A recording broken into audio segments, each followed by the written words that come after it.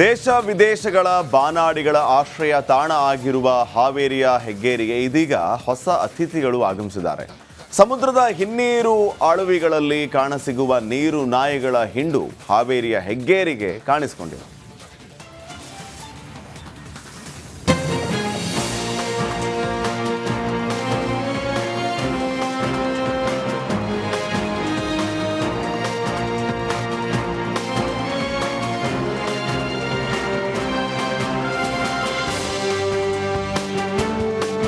ನೀರಿನ ಮೇಲೆ ತಲೆ ಎತ್ತಿ ಪೊಸುಕ್ಕನೆ ನೀರೊಳಗೆ ಮಾಯವಾಗಿ ಬಿಡುತ್ತೆ. ಮತ್ತೆ ನೀರಿನಿಂದ ಮೇಲೆ ಬಂದು ಇಣುಕಿ ನೋಡುತ್ತವೆ. ತುಸು ದೂರ ಹೋಗಿ ಮತ್ತೆ ನೀರೊಳಗೆ ಮಾಯವಾಗಿ ಬಿಡುತ್ತೆ. ಅರೆರೆ, ಇದೇನಪ್ಪ ಇದು ಅಂತ ಯೋಚನೆ ಮಾಡ್ತಾ ಇದ್ದೀರಾ? ಇವು ನೀರು ನಾಯಿ ಕಣ್ರಿ.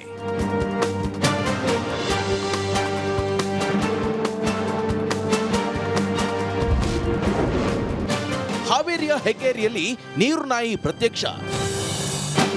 ಹಾವೇರಿಯಲ್ಲಿ ಹೆಗ್ಗೇರಿಗೆ ಯುಟಿಪಿ ಕಾಲುವೆಯಿಂದ ನೀರು ತುಂಬಿಸಲಾಗಿದೆ. ಕೆರೆಯಲ್ಲಿ ಮೀನುಗಳು ಹೇರಳವಾಗಿವೆ. ಹೀಗಾಗಿ ನೀರು ನಾಯಿಗಳ ಹಿಂಡೆ ಇಲ್ಲಿಗೆ ಆಗಮಿಸಿವೆ. ಸುಮಾರು 16ಕ್ಕೂ ಅಧಿಕ ಸಂಖ್ಯೆಯ ನೀರು ನಾಯಿಗಳು ಬೆಳಿಗ್ಗೆ ಮತ್ತು ಸಂಜೆ ಕೆರೆಯಲ್ಲಿ ಕಾಣಸಿಗುತ್ತವೆ. ನೀರು ನಾಯಿಗಳು ಬಂದು ಅಪರೂಪವಾದಂಥ ಪ್ರಾಣಿ ಅದು. ಅದನ್ನು ನಮ್ಮ ಮಕ್ಕಳಾಗಲಿ ನಾವಾಗಲಿ ಒಂದು 2ನೇ ತರಗತಿ 3ನೇ ತರಗತಿ ಬುಕ್ಸ್ನಲ್ಲಿ ನೋಡುವಂಥದ್ದಾಗಿತ್ತು. ಆದರೆ ಈಗ ಎಲ್ಲರೂ ಕೂಡ ವಿದ್ಯಾರ್ಥಿಗಳು ಚಿಕ್ಕ ಮಕ್ಕಳು ಇಲ್ಲಿ ಕೆರೆಗಳಲ್ಲಿ ನೋಡುವಂಥ ಭಾಗ್ಯ ಸಿಕ್ಕಿದೆ. ಆ ಒಂದು ಪ್ರಾಣಿಗಳಿಗೆ ರಕ್ಷಣೆಯನ್ನು ಕಲ್ಪಿಸಿಕೊಡ್ಬೇಕು ಮತ್ತು ಜಿಲ್ಲಾಡಳಿತ ಅದಕ್ಕೆ ಸಂಬಂಧಪಟ್ಟ ಅಧಿಕಾರಿಗಳು ಅವುಗಳು ಸಂತಾನವನ್ನು ಹೆಚ್ಚಳಪಡಿಸಿ ಅಭಿವೃದ್ಧಿ ಮಾಡಬೇಕಂತ ಕೇಳ್ಕೊಳ್ತೀವಿ. ಕೆರೆಯಲ್ಲಿ ಹೇರಳವಾಗಿ ಸಿಗುವ ಮೀನು, ಏಡಿ ಮತ್ತು ಕಪ್ಪೆ ಸೇರಿದಂತೆ ವಿವಿಧ ಜೀವಗಳೇ ನೀರು ನಾಯಿಗಳ ಆಹಾರ. ನದಿಯ ಪಕ್ಕದಲ್ಲಿರುವಂತಹ ಕಲ್ಲಿನ ಪೊಟರೆಗಳಲ್ಲಿ ಇವು ವಾಸ ಮಾಡುತ್ತವೆ. ಕೆರೆಗೆ ಆಗಮಿಸುವ ಪರಿಸರ ಪ್ರೇಮಿಗಳಿಗೆ, ವಾಯು ವಿಹಾರಿಗಳಿಗೆ ನೀರು ನಾಯಿಗಳ ಆಗಮನ ಸಂತಸ ತಂದಿದೆ. ಹಿನ್ನೀರಿನಲ್ಲಿ ಇರುವಂಥ ನೀರು ನಾಯಿಗಳು ಯುಟಿಪಿ ಕಾಲುವೆ ಮೂಲಕ ನೀರು ಇಲ್ಲಿ ಬಿಟ್ಟರು. ಆ ಸಂದರ್ಭದೊಳಗೆ ಅವು ಇಲ್ಲಿ ಬಂದವು.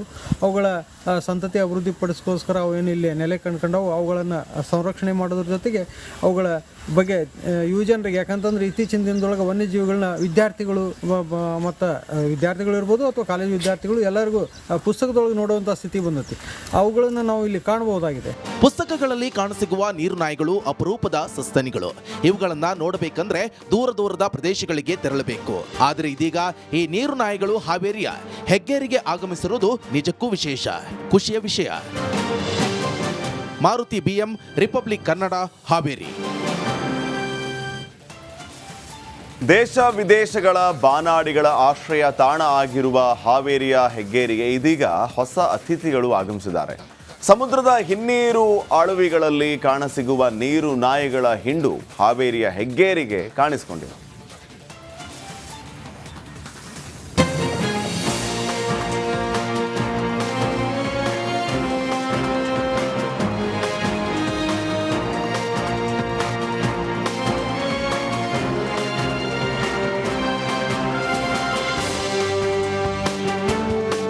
ನೀರಿನ ಮೇಲೆ ತಲೆ ಎತ್ತಿ ಪೊಸುಕ್ಕನೆ ನೀರೊಳಗೆ ಮಾಯವಾಗಿ ಬಿಡುತ್ತೆ.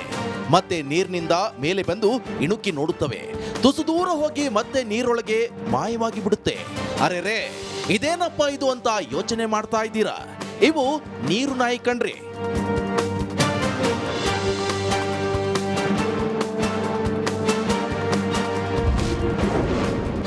ಹಾವೇರಿಯ ಹೆಗ್ಗೇರಿಯಲ್ಲಿ ನೀರು ನಾಯಿ ಪ್ರತ್ಯಕ್ಷ.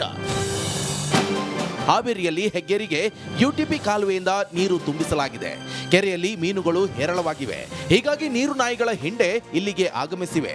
ಸುಮಾರು 16ಕ್ಕೂ ಅಧಿಕ ಸಂಖ್ಯೆಯ ನೀರು ನಾಯಿಗಳು ಬೆಳಿಗ್ಗೆ ಮತ್ತು ಸಂಜೆ ಕೆರೆಯಲ್ಲಿ ಕಾಣಸಿಗುತ್ತವೆ. ನೀರು ನಾಯಿಗಳು ಬಂದು ಅಪರೂಪವಾದಂಥ ಪ್ರಾಣಿ ಅದು. ಅದನ್ನು ನಮ್ಮ ಮಕ್ಕಳಾಗಲಿ ನಾವಾಗಲಿ ಒಂದು 2ನೇ ತರಗತಿ 3ನೇ ತರಗತಿ ಬುಕ್ಸ್ನಲ್ಲಿ ನೋಡುವಂಥದ್ದಾಗಿತ್ತು. ಆದರೆ ಈಗ ಎಲ್ಲರೂ ಕೂಡ ವಿದ್ಯಾರ್ಥಿಗಳು ಚಿಕ್ಕ ಮಕ್ಕಳು ಇಲ್ಲಿ ಕೆರೆಗಳಲ್ಲಿ ನೋಡುವಂಥ ಭಾಗ್ಯ ಸಿಕ್ಕಿದೆ. ಆ ಒಂದು ಪ್ರಾಣಿಗಳಿಗೆ ರಕ್ಷಣೆಯನ್ನು ಕಲ್ಪಿಸಿಕೊಡ್ಬೇಕು ಮತ್ತು ಜಿಲ್ಲಾಡಳಿತ ಅದಕ್ಕೆ ಸಂಬಂಧಪಟ್ಟ ಅಧಿಕಾರಿಗಳು ಅವುಗಳು ಸಂತಾನವನ್ನು ಹೆಚ್ಚಳಪಡಿಸಿ ಅಭಿವೃದ್ಧಿ ಮಾಡಬೇಕಂತ ಕೇಳ್ಕೊಳ್ತೀವಿ.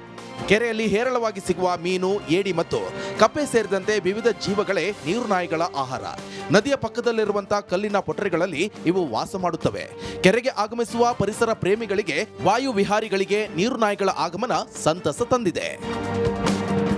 ಹಿನ್ನೀರಿನಲ್ಲಿ ಇರುವಂಥ ನೀರ್ನಾಯಿಗಳು UTP ಕಾಲುವೆ ಮೂಲಕ ನೀರು ಇಲ್ಲಿ ಬಿಟ್ಟರು ಆ ಸಂದರ್ಭದೊಳಗೆ ಅವು ಇಲ್ಲಿ ಬಂದವು.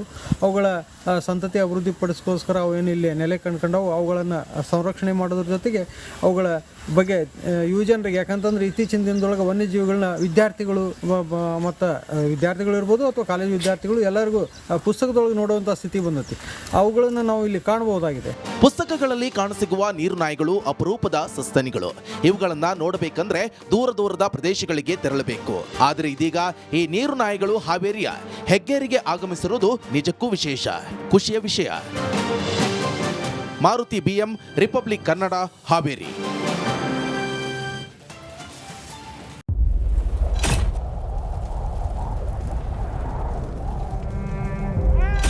They destroyed our house and our life.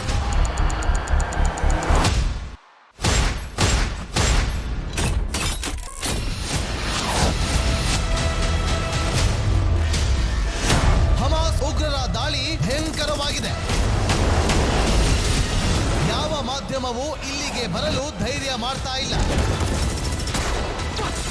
ಇಂಥ ಜಾಗಕ್ಕೆ ಎಂಟ್ರಿ ಕೊಟ್ಟಿದೆ ರಿಪಬ್ಲಿಕ್ ಕನ್ನಡ. ಯುದ್ಧ ಭೂಮಿಯಿಂದ ರಿಪಬ್ಲಿಕ್ ಕನ್ನಡ ನೈಜ ವರದಿ. ಬುಲೆಟ್ ತಾಗಿರುವಂತಹ ದೃಶ್ಯಾವಳಿಯನ್ನ ನಿಮ್ಗೆ ತೋರಿಸ್ತಾ ಇದೀನಿ. ನಾನು ನಿಂತಿರುವಂತದ್ದು ಗಾಜಾ ಪಟ್ಟಿಯಲ್ಲಿ. ಹಮಾಸ್ ಬಂಡುಕೋರರು ಹಿಡಿದಿದ್ದ ವೆಪನ್ಗಳಿದು. ಇದು RPG-29 ಲಾಂಚರ್. ಛಿದ್ರಗೊಂಡಿರುವ ಕಟ್ಟಡಗಳು. ಈ ಮನೆಯಲ್ಲಿದ್ದಂತಹ ಬಾಡಿಗಳನ್ನ ಸುಟ್ಟು ಕರಕಲಾಗಿದೆ. 6,000 ಸಾವಿನ ಗಡಿ ದಾಟಿದೆ, ನರಕವನ್ನಾಗಿ ಮಾಡಿಬಿಟ್ಟಿದ್ದಾರೆ. 31 ದಿನಗಳಿಂದ ಯುದ್ಧ ಭೂಮಿಯಲ್ಲಿ ನಿಂತು ರಿಪಬ್ಲಿಕ್ ಕನ್ನಡ ವರದಿ ಮಾಡ್ತಾ ಇದೆ. That powerful people come from powerful places.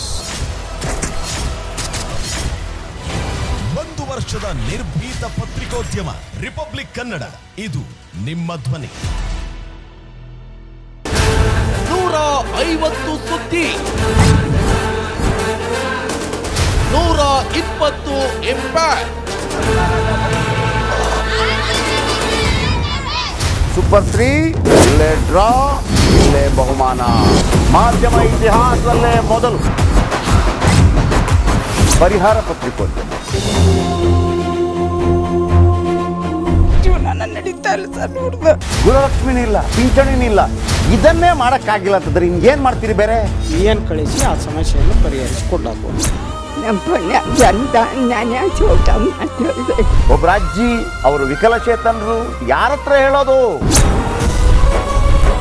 ನಿಮ್ ಪ್ರಾಬ್ಲಮ್ ಏನಪ್ಪಾ ಅಂತ ಕೇಳೋದಕ್ಕೆ ಯಾರು ಇಲ್ವಲ್ಲ. ಆಗ ನಾವಿರ್ತೀವಿ, ನಾವಿರೋದೇ ನಿಮ್ಗಾಗಿ. ನಾನಿರುವವರೆಗೆ ಅವರು ಇರುವವರೆಗೆ 1,000 ರೂಪಾಯಿ ತಿಂಗಳು ಹಾಕ್ತೀನಿ. ಆದ್ರೆ ಈ ಕೆಲಸ ಇದೆಯಲ್ಲ, ಯಾವತ್ತೂ ಕೂಡ ಶಾಶ್ವತವಾಗಿ ನಮಗೊಂದು ಒಳ್ಳೆ ನೆನಪನ್ನ ಕೊಡುತ್ತೆ, ನಮ್ಮನ್ನ ಕಾಪಾಡುತ್ತೆ. ನಾನು 3 ವರ್ಷ ಭಿಕ್ಷೆ ಬೇಡ್ಕೊಂಡು ತಿನ್ಬೇಕು. 24 ಗಂಟೆಯಲ್ಲಿ ಅವರ ಬದುಕು ಬದಲಾಗಿ ಹೋಯಿತು. ನಾವು ರಿಪಬ್ಲಿಕ್ ಕನ್ನಡ, ನೇಷನ್ ಫಸ್ಟ್. ಸಮಾಜ ನಮಗೆ ಬಹಳ ಮುಖ್ಯವಾಗಿರುತ್ತೆ. ನಾವು ಆ ಜಾತಿ ಈ ಜಾತಿ ಅಂತ ನೋಡೋದಿಲ್ಲ. ಸಮಾಜದ ಕಟ್ಟ ಕಡೆ ವ್ಯಕ್ತಿ ಯಾರಿರ್ತಾನೆ, ಅದು ಯಾವುದೇ ಜಾತಿಯವನಾಗಿರ್ಬೋದು, ಯಾರು ಕಷ್ಟದಲ್ಲಿದ್ದಾನೆ ಅವನ ಪರವಾಗಿ ಧ್ವನಿ ಎತ್ತುತ್ತೇವೆ.